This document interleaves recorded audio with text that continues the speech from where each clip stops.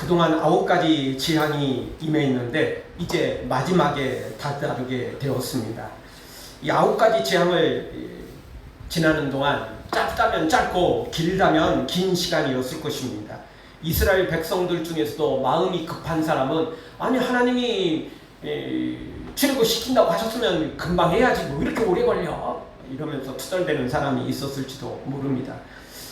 그러나 실제로는 이게 사실 짧은 기간이 아닙니다. 왜냐하면 이스라엘 백성들이 애굽에서 430년을 있었는데 뭐 이 시간 사실 알고 보면 고통의 시간이 아니고 즐길 시간 아니에요. 왜냐하면 그동안 고통받고 억압받고 너무나 힘든 그런 과정을 지냈는데 지금 이 9가지 재앙 지나가면서 애굽 사람들이 초토화되는 걸 봤잖아요. 그러니 어떻게 보면 뭐 이게 사실 착한 사람들은 이거 즐기기도 쉽진 않지만 그럼에도 불구하고 그동안 당한 거 생각해 보면 이거 즐길 시간이죠. 그렇죠? 예. 그게 나쁜 게 아닙니다. 당연히 원수인데 예. 그것도 적당한 뭐 시비 가운데 생긴 원수가 아니고 악해도 너무 악한 자였잖아요. 이미 우리가 살펴봤잖아요. 바로와 애굽이 어떤 놈들이었습니까? 생명의 은인인 요셉의 자손들을 이렇게 대했잖아요. 노예로 부렸잖아요. 그냥 노예로 부린 것도 아니고 나중에는 아들이 태어나면 다 죽이도록 명령하고 그게 안 되니까 그냥 일일이 찾아가서 다 죽였던 사람들 아닙니까? 세상에 자식을 죽이라니요. 아무리 사람이 막가파라고 해도 자식을 죽이라는 명령을 내려서는 안 되죠. 이것은 더 이상 사람이기를 포기한 것입니다. 그런 애굽을 봐줘야 되겠습니까? 그런 바로를 봐줘야 되겠어요? 그럴 순 없습니다. 아무리 이스라엘 사람들 중에 믿음이 없어서 왜 이렇게 오래 걸려 뭐 이렇게 투덜댔다 할지라도 바로와 애굽 사람이 느꼈던 시간에 비한다면 아무것도 아닐 것입니다. 왜냐하면 바로와 애굽 사람들 입장에서 보면 하루하루가 아니 1분 1초가 천년 만년 같은 그런 시간이었을 것입니다. 그나마 처음 몇 가지 재앙은 견딜만 했죠. 약간의 불편했을 뿐이에요. 그렇지만 중반을 넘어선 때부터는 이거는 1분 1초가 생지옥이나 다름이 없었습니다. 상상할 수 없을 만큼 고통의 시간이 이어졌기 때문에 그렇습니다. 아마 이들은 평생에 잊고 싶고 또 기억하고 싶지 않은 그런 기억이었겠지만 절대 잊을 수도 없고 절대 지울 수도 없는 과거이며 또 그게 추억이라고 할 수도 없는 엄청난 악몽의 시간이 되었던 것입니다. 그러나 아직 끝난 건 아닙니다. 그동안 9가지 재앙도 대단했지만 마지막 10번째 재앙에 비춰보면 그것은 별것도 아닙니다. 9가지를 다 합쳐도 마지막 10번째 재앙하고는 비교조차 안 될 만큼 작고 작은 것이라고 말할 만큼 마지막 재앙은 상상을 초월한 재앙이었습니다. 그래서 이들은 그동안 보내고 싶지 않았고 그리고 끝까지 버티었던 것을 결국 두 손 들고 항복하고 이스라엘 백성들을 내쫓듯 보내게 됩니다. 특별히 바로의 신하들이 모세를 찾아와 무릎 꿇고 제발 좀 나가주세요. 제발 좀 나가주세요. 이렇게 사정하고 나갑니다. 그리고 그걸로 끝이 아니죠. 그동안 고이 깊은 장롱 속에 묻어두었던 금은 보화들, 의복들. 지금이야 우리나라는 옷이 굉장히 싸잖아요. 비싼 것은 뭐 비싸지만 그래도 대체적으로 쌉니다. 요즘 옷이 헤어져서 버리는 사람들은 생각보다 많지 않습니다. 다 유행 지나고 다 별로 마음에 안 들어서 그렇게 해서 버리죠. 근데 이 당시는 옷이 그렇게 비쌌어요. 조금 값어치가 안 나가는 옷도 굉장히 비쌌고요. 진짜 좋은 옷은 가죽으로 된 것들인데 이거는 고급이었어요. 정말 고급이었어요. 엄청 비싼 거였어요. 이런 것들을 전부 다 내주죠. 금은 보화, 좋은 의복들을 다 꺼내와가지고 주면서 제발 좀 나가라. 사정을 하게 됩니다. 오죽했으면 이렇겠어요. 얼마나 이 10번째 재앙이 컸으면 얼마나 그 재앙이 공포스러웠으면 이렇게 사정하며 무릎을 꿇며 그리고 금은보화와 좋은 고급 의복을 내어주면서 제발 좀 나가달라 이렇게 사정을 했겠습니까? 자, 이 현상은 마지막 날 인류의 마지막 날에도 비슷하게 이루어질 것입니다. 세상 사람들은 바로와 애굽 사람들처럼 평생에 걸쳐서 금은보화를 그리고 좋은 사업장과 좋은 취미거리들 좋은 것들을 다 쌓아두며 살고 있습니다. 정말 말 그대로 잘 먹고 잘 살자는 거 아니겠어요? 다 그것을 위해서 지금도 열심히 놀고 있고 또 즐기고 있고 그러고 있습니다. 그런데 마지막 하나님의 심판이 이루어지면 죽음의 공포 앞에 아무것도 할 수 없게 됩니다. 그들이 쌓아놓은 돈으로 권력으로 좋은 것으로 아부를 하려고 하지만 그것으로 뇌물을 뭔가를 삼으려고 하지만 그거 다 쓰레기에 불과하거든요. 아무런 도움이 되지 않습니다. 결국 그들은 이 죽음의 공포 앞에 공황장애에 빠지게 될 것이며 그들은 아무것도 할 수 없게 됩니다. 그러나 그것조차도 별거 아닙니다. 진짜 심판은 지옥의 심판이기 때문에 그렇습니다. 마지막 재앙은 그래도 그거 별거 아니에요. 진짜 심판은 지옥의 심판입니다. 영원히 지옥에서 심판을 받아야 되기 때문에 떨어져 봐야 아는 겁니다. 가기 전까지는 몰라요. 가기 전까지는 큰 소리 치죠. 너 천국 지옥 가봤어? 보여주면 내가 믿을게. 큰 소리 치죠. 지금까지입니다. 이스라엘 백성도 9가지 재앙이 임할 때까지 계속 생지옥을 경험했지만 지나가고 나면 또 큰 소리 쳤어요. 안 보냈어요. 약속 어겼어요. 그러면서 모세에게 도리어 협박하죠. 너 2번 다시 보면 너 죽을 줄 알아? 협박하죠. 마지막까지 다 이랬어요. 큰 소리 쳤어요. 그렇지만 마지막 10번째 재앙이 완전 깨갱입니다. 무릎 꿇고 좋은 거 다 내주면서 제발 좀 나가라. 이렇게 해서야 나갑니다. 근데 사실 이것도 끝이 아니에요. 마지막 보너스 한계가 또 있잖아요. 또 뒤에 쫓아와가지고 홍해 바다에서 또 한번 마지막 자존심까지 그리고 특별히 아직 애굽의 군대는 멀쩡했거든요. 먹을 게 좀 떨어져서 이제 국방력이 좀 떨어지긴 했지만 무기들은 아무 이상이 없었거든요. 군사력에는 아무 문제가 없었거든요. 근데 마지막 홍해에서 철병거가 거기에 다 빠지게 되고 그동안 훈련시켰던 군인들이 거기에 다 빠지게 되고 다 죽게 되잖아요. 그래서 완전 진짜 말 그대로 이제는 경제뿐만 아니라 사회뿐만 아니라 국방력까지 초토화되고 마는 거죠. 마지막 날에도 이 지옥의 심판에 당해봐야 하는 겁니다. 그 전까지는 또 큰 소리 쳐요. 그 전까지는 또 뭔가를 조금 당해도 여전히 기세등등하고 여전히 뒤돌아서면 또 큰 소리 치는 그런 걸 반복하게 될 것입니다. 사랑하는 성도 여러분, 인생을 되는 대로 살지 말고 최후의 심판을 준비하고 최후의 심판에서 우리는 심판을 받는 자가 아니라 도리어 보상을 받고 상급을 받고 영원한 천국을 소유하는 하나님의 백성들로 세워지기를 주의 이름으로 축원합니다. 그동안 이스라엘 백성들이라면 누구든지 9가지 재앙을 한 개도 경험하지 않았어요. 뭔가 한 게 하나도 없어요. 그냥 이스라엘 백성들 이유라는 하나로 애굽 사람이 아니고요.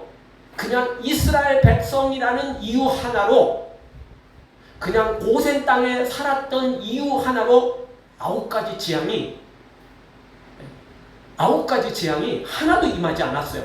근데 마지막 10번째 재앙은 아무리 이스라엘 백성들이라고 해도 아무리 고센 땅에 산다고 할지라도 넘어가는 건 아니었습니다. 마지막 10번째 재앙은 아무리 이스라엘 백성들이라 할지라도 아무리 고센 땅에 살고 있다 할지라도 특별한 자격이 필요했고 특별한 행위가 필요했고 특별한 믿음이 필요했던 것입니다. 그동안은 이스라엘 백성들이 한 게 뭐가 있어요? 아무것도 한 게 없어요. 그냥 이스라엘 백성이라는 이유 하나로 그냥 하나님의 백성이라는 이유 하나로 그냥 고센 땅에 살고 있다는 그 이유 하나로 모든 재앙을 면제받았거든요. 마지막 10번째 재앙은 특별한 믿음이 필요했어요. 특별한 뭔가가 필요했던 거예요. 자, 그러면 이 마지막 재앙을 어떻게 넘길 수 있습니까? 어떻게 하면 이 마지막 재앙을 넘어갈 수 있는 것입니까? 첫 번째는 각자가 어린 양을 잡아야 됩니다. 각자가 어린 양을 잡아야만 이 재앙이 넘어갈 수 있는 것입니다. 3절을 다 같이 보죠. 너희는 이스라엘 온 회중에게 말하여 이르라. 이달 열흘에 너희가 각자가 어린 양을 잡을지니 각 가족대로 그 식구를 위하여 어린 양을 취하되. 아멘. 중반절. 너희 각자가 어린 양을 잡을지니. 각자가 어린 양을 잡아야 돼요. 안 잡으면 죽어요. 아무리 이스라엘 백성이라도, 아무리 고센 땅에 있다 할지라도. 이거 절대 끼어들기 안 됩니다. 절대 벽까지로 같이 붙어서 못 갑니다. 각자가 잡아야 돼요. 각자가 어린 양을 취해야 돼요. 그렇지 않으면 절대 이 마지막 재앙은 넘어갈 수 없어요. 왜냐하면 이스라엘 백성이라고 넘어가고 고센 땅이라고 넘어가는 게 아니고, 무엇 때문에 이 마지막 사망이 넘어가냐면 어린 양의 피 때문에 넘어가게 되는 겁니다. 어린 양의 피가 있는 곳만 넘어가게 되는 거죠. 그 외에는 누구도 이 마지막 죽음의 이 재앙을 넘길 수 없게 되는 것입니다. 지금도 똑같습니다. 여러분, 마지막 예수님의 재림과 마지막 백보자 심판이 이루어질 텐데, 그때 단순히 교회를 다녔다고, 예배에 참석했다고, 직분을 맡았다고, 나 교회 열심히 다니며 헌금하고 봉사했다고 넘어가는 게 아닙니다. 뭐가 필요합니까? 어린 양이 필요합니다. 이 어린 양은 바로 예수 그리스도를 상징합니다. 예수님의 십자가 보혈을 상징하는 것입니다. 어린 양을 잡은 겁니다. 잡고 그 피를 문설주에 바르는 것입니다. 그리고 그 안에 있어야 됩니다. 문설주로 발라놓고는 자기는 들판에 나가서 딴짓하고 있으면 안 되는 겁니다. 그 집 안에 있어야만 됐어요. 문설주에 피를 바르고 그 안에 있어야 되는 거죠. 교회에 등록을 해놓고 십자가의 은혜를 체험해놓고, 그리고는 또 세상에 빠져나가는 사람들이 꼭 있어요. 꼭 딴짓하는 사람이 있어요. 몰래 쥐구멍으로 빠져나가는 사람이 있어요. 안 돼요. 절대 안 됩니다. 어린 양 잡고 십자가 보혈로 씻음받고 그리고 주님 안에 거할 때 이 사망이 넘어가게 되는 것입니다. 절대 혈연으로 되지 않습니다. 절대 민족으로 되지 않는 것입니다. 절대 어떤 소속이나 어떤 회원이기 때문에 되는 것이 아닌 것입니다. 오직 하나만 봅니다. 무엇입니까? 어린 양의 보혈입니다. 십자가의 보혈. 딱 그거 하나만 보게 되는 것입니다. 왜냐하면 그 십자가 보혈로 씻음을 받아야 죄가 없어지니까, 그러니까 넘어가는 것입니다. 그렇지 않으면 반드시 걸리게 되어 있습니다. 반드시 이 재앙이 임하게 되어 있는 것입니다. 십자가의 죄로, 십자가의 피로 죄 씻음 받은 사람만이 두 번째 죽음, 즉 영원한 죽음의 심판을 피하고 도리어 영생을 누리게 되는 것입니다.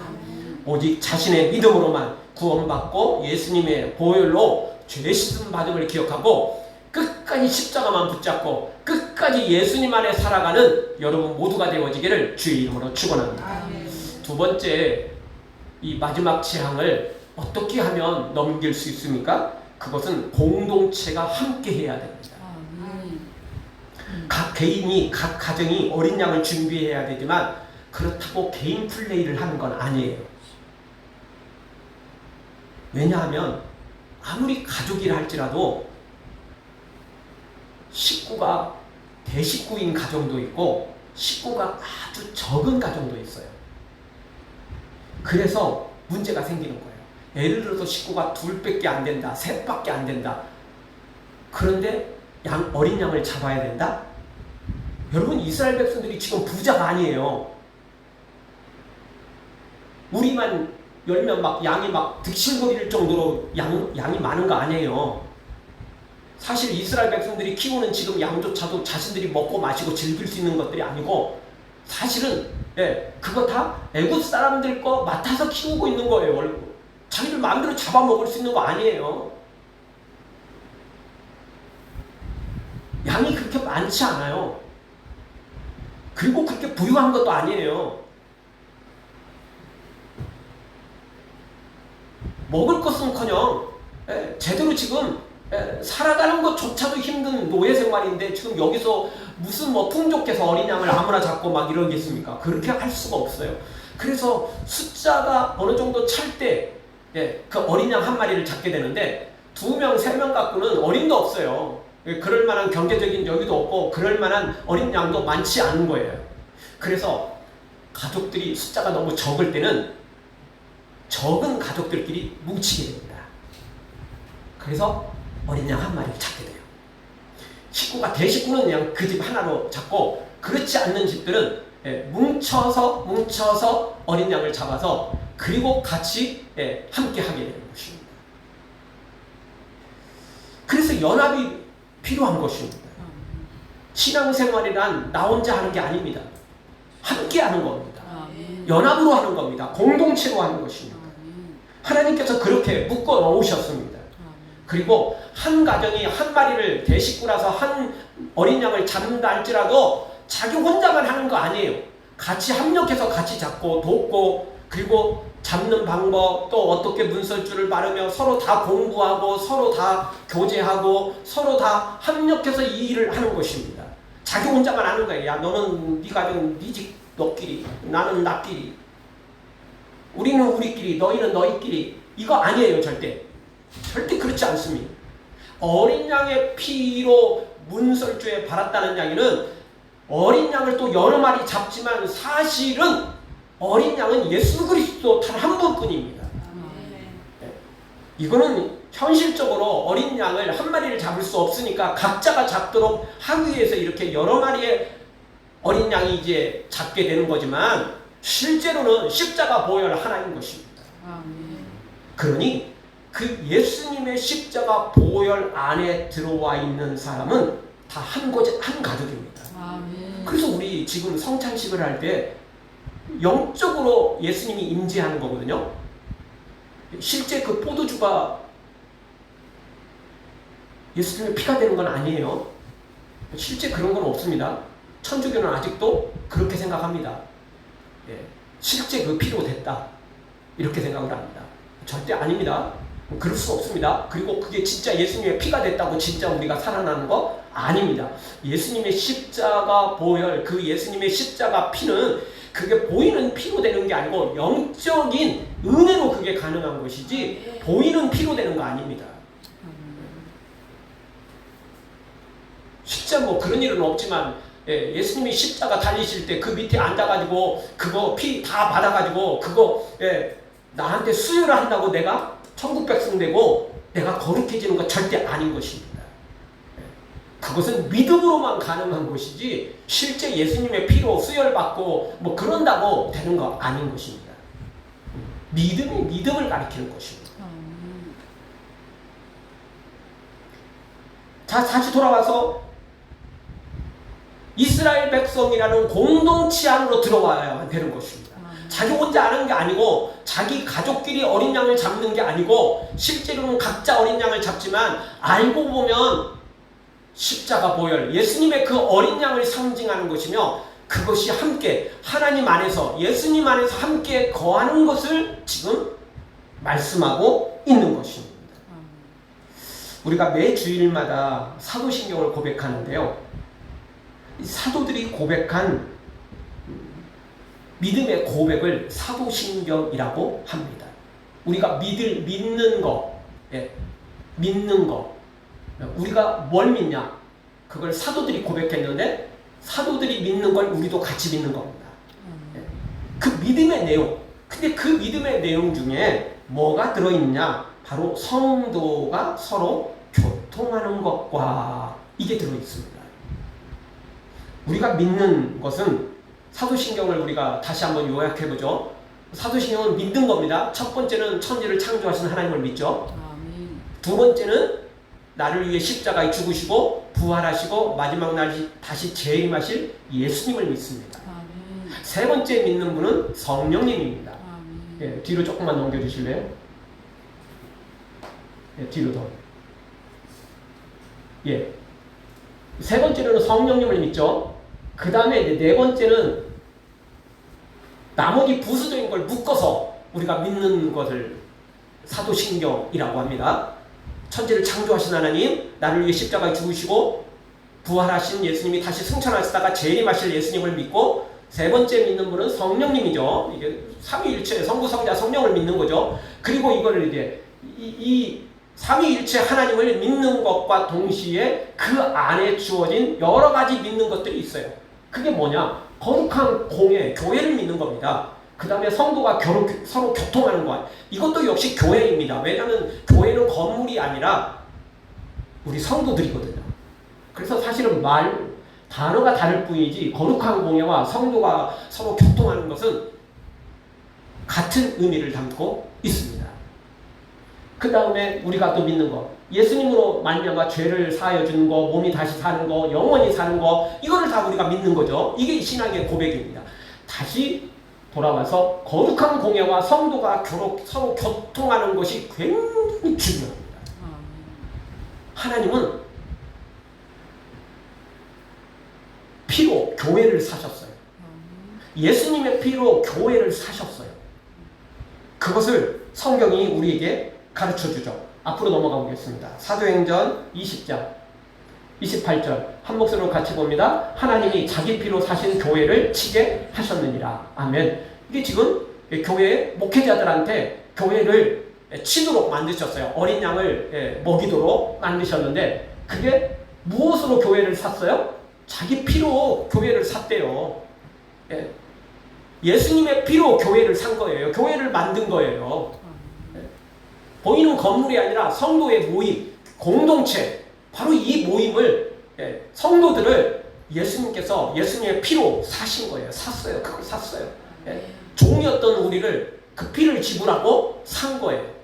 그것이 바로 교회이며 공동체인 것입니다. 또 마태복음 16장 18절에서도 이렇게 고백하죠. 또 내가 내게 이르노니 너는 베드로라. 내가 이 반석 위에 내 교회를 세우리니 음부의 권세가 이기지 못하리라. 아멘. 이 반석 위에, 즉 베드로의 고백이죠. 어떤 고백입니까? 주는 그리스도시요 살아계신 하나님의 아들이십니다라는 이 고백 위에 교회를 세웠어요. 천주교는 이 반석 위에, 즉 베드로가 반석이거든요. 베드로의 이름의 뜻이 반석이에요.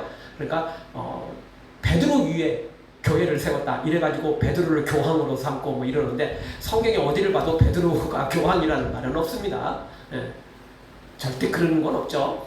그리고 다시 말씀드리지만 베드로 위에, 반석 위에 교회를 세운 게 아니에요. 여기 말하는 반석은 베드로의 고백, 베드로의 신앙 고백, 베드로의 믿음. 그럼 베드로 혼자가 아니에요. 그럼 우리가 지금 우리가 고백하는, 매주일마다 고백하는 사도신경은 사도들이 믿는 걸 믿는 건데, 사도들을 따라가는 게 아니에요. 그 사도들이 예수님을 어떻게 믿었냐, 그거거든요. 그래서 우리도 사도들처럼 예수님을 3년 쫓아다녔고, 부활하신 예수님을 다시 만났고, 승천하시는 예수님을 다시 만났고, 그리고 재림하실 예수님을 기다리며 순교까지 감당하며 생명을 다 바치며 충성했던 사도들의 믿음, 그 믿음을 우리도 고백하는 게 사도신경인 것입니다. 아멘. 사도들은 어떻게 고백했어요? 천지를 창조하신 하나님, 나를 위해 죽으셨고 부활하셨으며 다시 재림하실 예수님, 그리고 지금 우리와 함께 계셔서 역사하시는 성령님을 믿었으며, 그리고 그것뿐만 아니라 더불어 거룩한 공예와 성도가 서로 교통하는 것과 죄사함 받는 것들, 영원히 사는 것들, 몸의 부활까지 다 이런 것들 믿는 것, 이것이 바로 사도들이 믿는 것이고 우리도 그것을 믿는 것입니다. 예배소서 보면 예수님이 기초가 되셨고, 사도들이 그 뒤에, 그 터 위에 집을 쌓았고, 믿음의 선조들이 그 위에 쌓았고, 우리는 그 위에 쌓는 것입니다. 원칙적으로 말하면 우리가 예수님 위에 곧바로 우리의 믿음을 세우는 게 아닙니다. 예수님이 세웠고, 그 위에 사도들이 세웠고, 믿음의 선조들이 세웠고, 우리가 그 위에 쌓는 것입니다. 물론 우리는 우리의 선조들, 사도들을 믿는 건 아닙니다. 그들이 믿었던 그 믿음을 동일하게 믿는 거죠. 그래서 교회를 건물로, 예배소서에서는 건물로 표현하는 겁니다. 그래서 예수님이 기초가 되셨고, 그 다음에 사도들이 1층, 그 다음에 믿음의 선조들이 또 2층, 3층, 4층, 4층, 5층 계속 쌓아갖고 우리는 그 위에 쌓아가고 우리 후손도 또 그 위에 쌓아가는 것입니다. 새로운 건물을 만드는 게 아니에요. 계속 그 건물을 키워가고 계속 그 건물을 높여가는 것입니다. 그러니 이 마지막 재앙, 죽음의 재앙, 이 지옥의 재앙을 넘어가려면 믿음의 공동체 안에 들어와야 됩니다. 즉 교회 안에 있어야 돼요. 교회 안에 있어야 됩니다.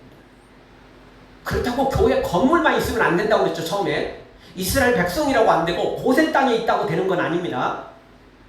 우리가 교회를 다녔고 등록을 했고 세례를 받고 뭐 헌금을 하고 봉사를 한다고 마지막 지향이 넘어가는 건 아닙니다. 이 공동체 안에 교회 안에 있으면서 여전히 예수님의 십자가 보혈을 의지해야만 되는 거죠.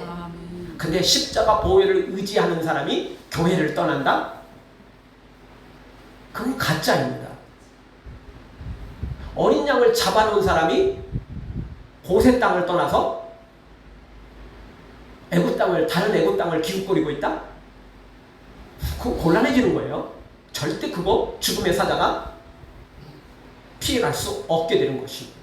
반드시 어린 양의 피를 문설주에 바르고, 즉 문에 바르고 그 집 안에 있어야 돼요.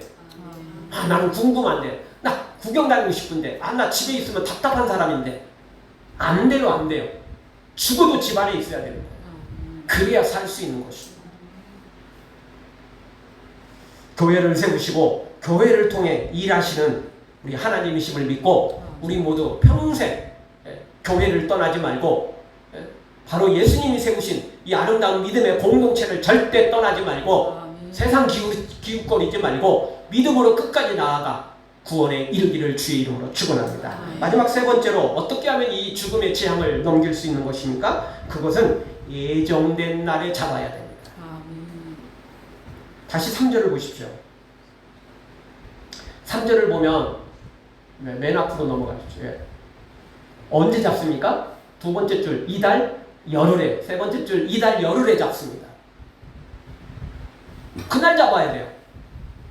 지금 미리 알려준 거잖아요. 나는 그날 시간 없을 것 같은데, 나 그날 다른 약속 있는데, 나 오늘 잡을래. 또 누군가는 나는 내일 잡을래요. 안 돼요, 안 돼. 그날 잡아야 돼, 그날. 그때 잡아야 돼요. 똑같이 해야 돼요. 아무 때나 한다고 되는 거 아니에요. 중요한 건 그 죽음의 사자가 임하는 그 순간 문설주에 피가 있어야 되고, 그리고 그 안에 내가 있어야만 되는 거예요. 하나님의 시간에, 하나님의 때에 그때 믿음을 가지고 있어야 돼요. 지금 믿음 좋아요? 끝까지 믿음이 가지고 있어야 돼요. 예수님이 재림하는 그 순간 믿음에서 떠난다? 소용없어요. 말짱 꽝이에요. 솔로몬 얼마나 충성했습니까? 얼마나 헌신했습니까? 1000번제를 드리고 성전을 건축하고, 근데 그는 마지막에 말년에 주님을 떠나버립니다. 발람 선지자도 마찬가지죠. 그는 하나님의 이름으로 저주하면 저주가 임하고 하나님의 이름으로 축복하면 축복이 임할 정도로 엄청난 하나님의 사람이었습니다. 그런데 돈, 권력 뭐 이런 거에 넘어가 버렸죠. 그리고는 거짓 선지자가 되어버립니다.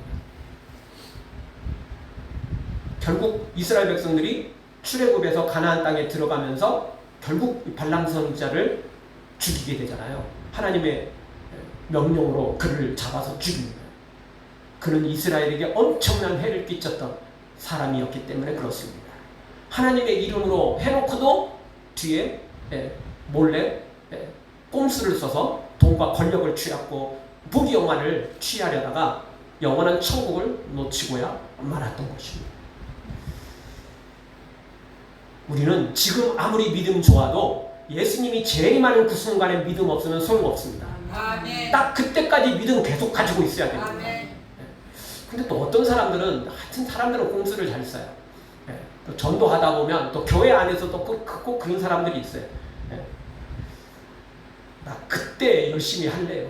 지금은 조금 놀고, 지금은 좀 나 아직 젊고, 지금은 아직 해야 될 일이 많으니까요. 나중에 할래요.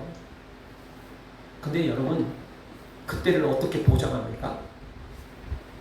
지금 믿음이 없는데 나중에 믿음이 생길 거라는 걸 보장할 수 있겠어요? 못하는 겁니다.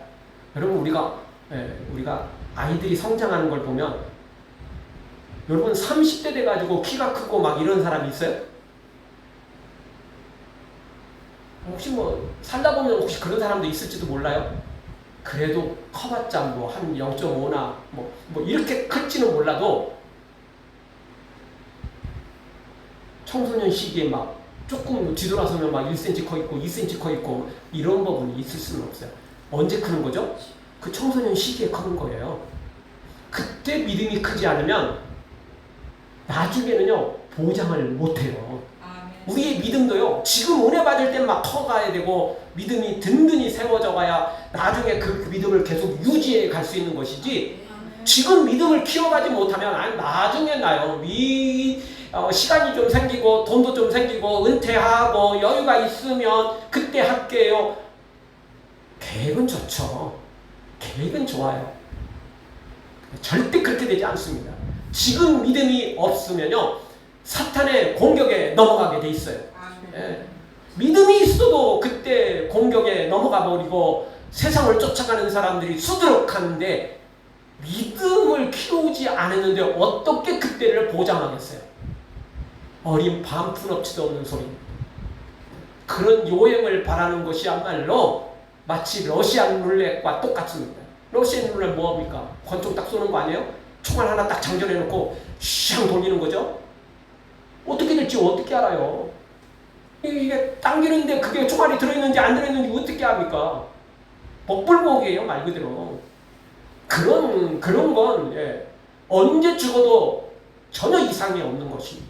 지금 믿음 없는 사람이 내년에는 10년 후에는 은퇴하고 난 다음에는 삶의 여유가 좀 생기면 믿음 생긴다고요? 아니요. 사람들은요 믿음이 있어도 삶의 여유가 생기고 돈이 생기고 시간적인 여유가 생기면요 십자가 앞에 나오고 주님을 찬양하고 봉사하는 게 아니고, 돈 생기고 시간적인 여유 생기면 뭐 하는 줄 아세요? 놀러 다니고요. 즐기러 다녀요. 절대 그게 봉사 안 해요. 믿음 그거 열심을 내는 거 아니에요. 그러면 우리 모두 다 시간 날 때 어느 날 뭐 휴가 받았을 때 어느 날 시간 여유가 났을 때 하루 종일 성경만 보고 기도만 하고 전도만 하십니까? 아니잖아요. 시간 나면 여러분 뭐 하세요? 쉬잖아요, 솔직히. 오래간만에 오늘 휴가다. 오래간만에 오늘 휴식 날이다. 야, 오늘 좀 쉬자. 오늘은 늦잠도 자고, 오늘은 TV도 좀 봐보고, 오늘은 좀 영화도 봐보고, 오늘은 뭣도 좀 해보고. 다 이러지. 야, 오늘 쉬는 날인데, 야, 잘 됐다. 오늘 기도합시다. 오늘 성경 읽읍시다. 오늘 전도합시다. 이러지 않아요. 지금 믿음으로 살지 못하는 사람이 나중에 산다고? 차라리 고양이에게 생선을 맡기고 고양이가 잘 지키는 게 차라리 그게 확률이 높을 것입니다. 그래서 성경은 부자가 하늘나라에 들어가는 게 낙타가 바늘귀에 통과하는 것보다 더 어렵다고 말할 정도입니다. 지금 믿음 없는데 어떻게 나중에 믿음이 생겨나? 말도 안 되는 소리를 하지 마십시오. 그래서 오늘 성경은 예정된 날에 잡아야 돼요. 그 예정된 날에 잡으려면 그러면 오늘은 놀아도 되겠네. 내일 또 놀아도 되겠네. 딱 10일, 열흘째 그때만 준비하면 되겠다. 이렇게 생각하시면 또 안 되는 겁니다. 여러분 어린 양을 잡으려면 지금부터 준비를 해놔야 돼요. 그때는 각자 가정이 이제 묶어서 또는 소수의 가정은 합쳐서 이제 어린 양을 잡잖아요. 나 한 번도 어린 양 잡아본 적이 없는데 도살장 끌고 가서 그때 잡겠다고요? 다 바빠요. 다 각자 자기 양을 잡아야 돼요. 그래서 그동안은 나는 피 싫어해서 나는 누군가가 옆집에서 해줘서, 그런 사람은 지금이라도 배워야 돼요. 배워야 돼요. 양을 잡아본 사람이 없으면 지금부터 배워야 돼요.